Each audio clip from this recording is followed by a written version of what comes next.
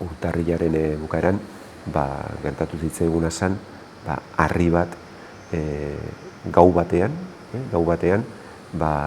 hemen koruko, gugu orain jendea jakin dezala elizan gaude eta ziur gaude, ze gaude koruaren azpilan eta protegitzen gaitu koruaren solak. Koruko bobedako gaineko nerbio batetako harria gauez badirudi jauzi egin zen eta organoaren gainera jauzi izan. Hori esan ziguten arkitektua, konpondu egin bertzala, harri hori bere tokia jarri bertzala eta pixka rebizatu bobedak. Baina gero, eskatu zitzaion arkitekto bati, eskatu genion egitea estudiotxo bat elizako teilatuaren estruktura, egurrezko estruktura geizki zegoela ikusi zutelako.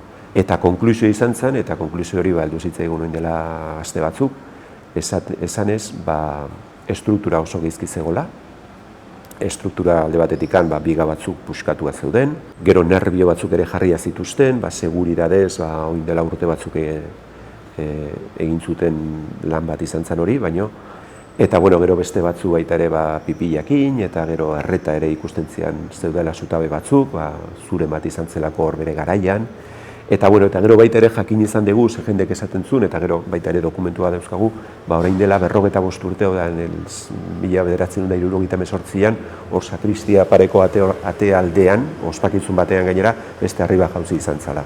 Eta garai hartan ere egin behar izan zuten, pixkatxo bat hori teilatua eta konpondu behar izan zuten, baina ez zuten soluzio definitibo bat eman. Egin beharko litzakeena da, soluzio definitibo bat eman elizako estrukturari, egurrezko estrukturari, dena jaso eta konpondu, berritu da, berria egin praktikamente dena.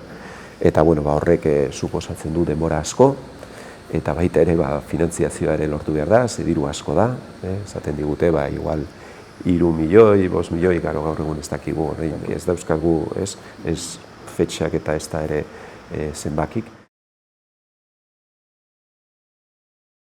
Zeharo ditxia dago orain, hemen ez dugu ezer egiten, bai parrokiko lokaletan eta ez horrez dago inolako arazorikan, eta hor katekeziak eta bilerak eta gauzak martxan daude, baina esan ere elizan egiten ziren ospakizunak utzi behar izan ditugu. Eta orduan egin duguna da asteko meza, zazpiretan daukagun meza, San Agustinera eraman dugu, eta klaro hiletetan eliza guztia behar da, dena betetzen da, eta orain egiten dena da, pixkate repartitu. Bai San Piora, edo Carmenera, edo guk egila da, hemen ni Carmeneko parroko naiz baita, eta orduan jendeari, pixkatxo gure ospakizun handiak, nik uste Carmenera eramango ditugula, festak eta olako gauzak. Orain jaunartzeak ere tokatzen dira, datorren larun batean dauzkagu, eta hori ere Carmeneko elizan egingo dugu. San Juan eguna etorriko da laster, eta baita ere segurazki Carmeneko elizan egin barko dugu. Eta gero ireia da, asteuneko meza, Maizarako men parrokian toki bat prestatzea. Udalarekin hitz egiten ibili naiz, batez ere aksesibilitatea lortzeko. Ireia da, hemen, koruaren azpilontan, arkitektok esan digute ez dagoela inolako arazorikan, eta orduan igual tokitxo bat jartzea asteuneko mezarako. Hemen jende 50 edo 60 pertsona sartuko litzatezke.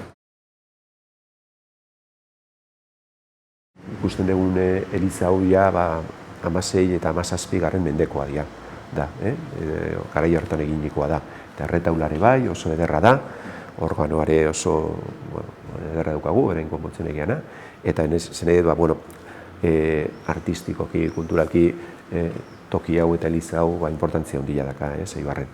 Eta baita Elizbarrutiaren zat, eta Gipuzkoa guztian zat, eta orduan, patrimonioa da, eta nik uste, zaindu egin behar degula, eta egia da, kristauok gerala lehendabiziko interesantuenak, baina nik uste baita ere gizarte guztia eta Eibarren, eta orduan, nik uste aurrera egingo degula, hala modu baten edo beste.